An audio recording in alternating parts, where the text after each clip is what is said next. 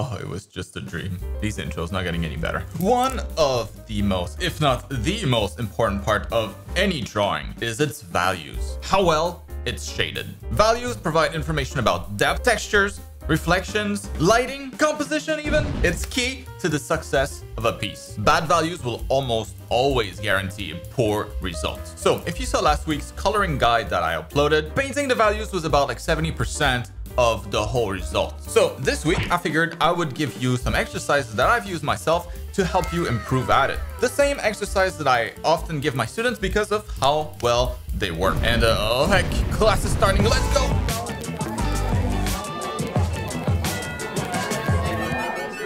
Alright, class is in session. Pay attention. I have a bunch of super fun, but more importantly, effective shading exercises for you to seriously level up your skills and understanding of values. But first things first, let me show you the tools and the shading techniques that I use real quick. Let's go over the brush skills that you should know before trying those exercises. First, color pick and paint.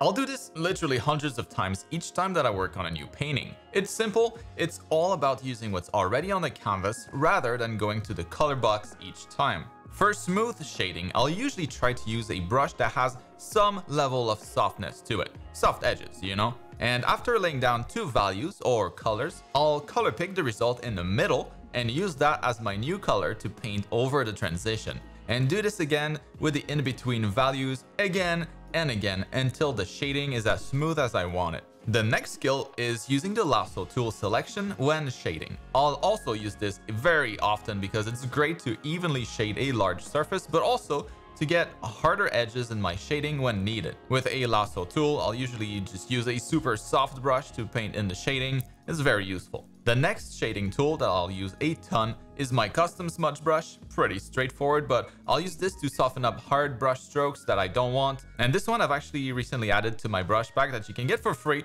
with the link in the video description. It's the smudge brush that I use 99% of the time. You gotta make sure that you pay the class fee of either 1 like or 1 sub to use it though, or you'll be cursed. And then finally, the last tool I want to go over is a bit harder to get used to, but it's this directional shading brush that's part of my advanced brush set and a staple of my process. I'm sure you've seen me use it before. You could easily recreate it if you want though. This is the stamp for it. It allows me to get super quick shading in a number of different situations. Look at this. It's one of my most valuable brushes for shading. And of course, if you're too lazy to create your own, the link to my advanced brush set is also down in the description if you want to get mine instead. And now that you have all of the same shading skills / tools that I use, let's move on to the exercises. 4 of them specifically in order of difficulty. Still, these are all good to practice regardless of your level, even if you're more advanced. So here's the first one. The whole point of these exercises, by the way, will be to use references and slowly build an understanding through various examples of how light reacts on different surfaces and how it impacts the values. You can't expect to ever get good at this if you're not looking at references. So with that said, the first exercise will be to do value studies of simple volumes.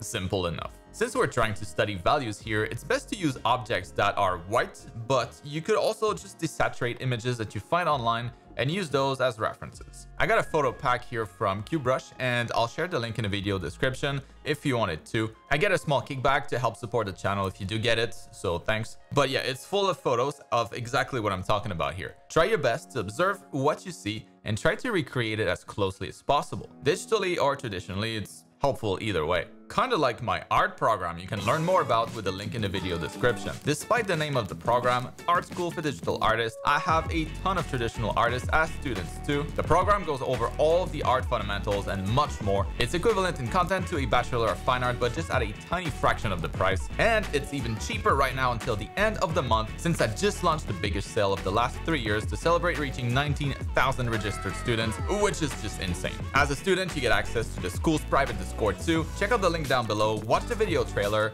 read the reviews. I recommend it for every artist, beginner to pro. Don't miss out on the big sale. There's still a few days left.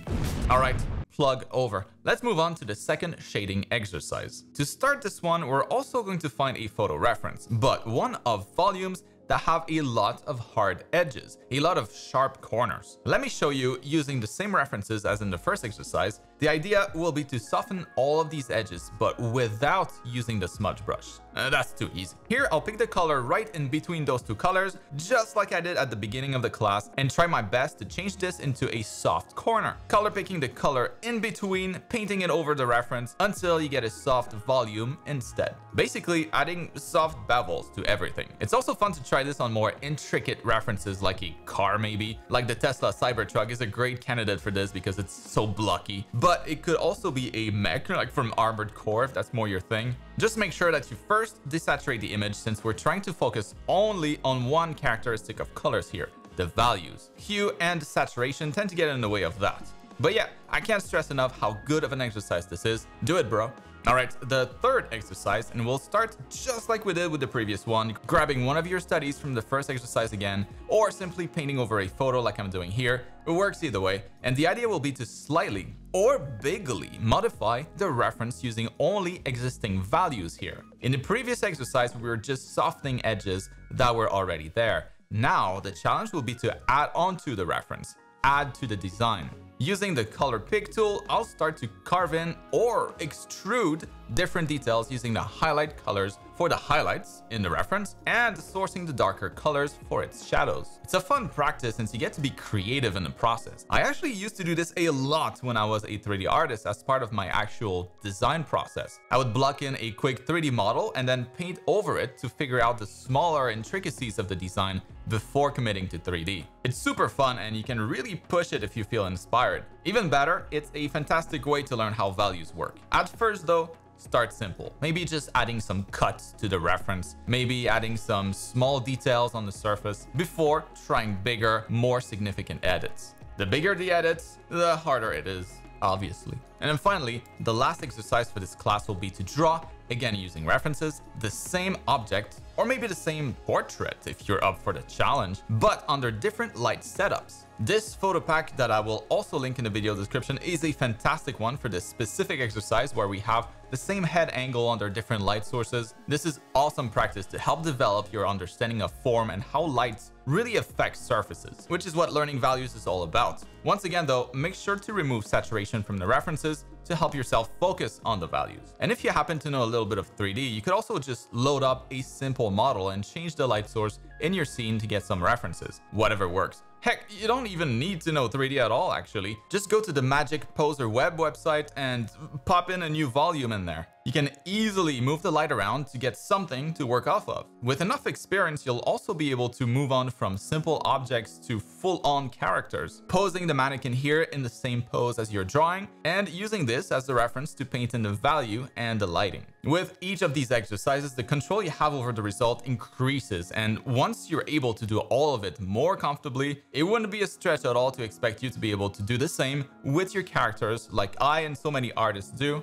from imagination. Still, I'll often use references for harder pieces. You know, there's always something more to learn. Values are a hard fundamental to master, but there's a lot of fun ways to get better at it, and it's definitely time well invested if you're serious about getting better as an artist. It affects almost everything. Anyways, this is going to be it for this week's class. Give those exercises a try. I'm sure you'll be surprised by the results and how much more confident you should feel as you get better at it. Let me know if it helps in the comments, or if you have any suggestions for future classes. I still read all comments on my videos, and as always, I appreciate the support. Make sure you have notifications enabled to be on time for next week's class, and meanwhile, check out these other classes I'm sure you'll enjoy.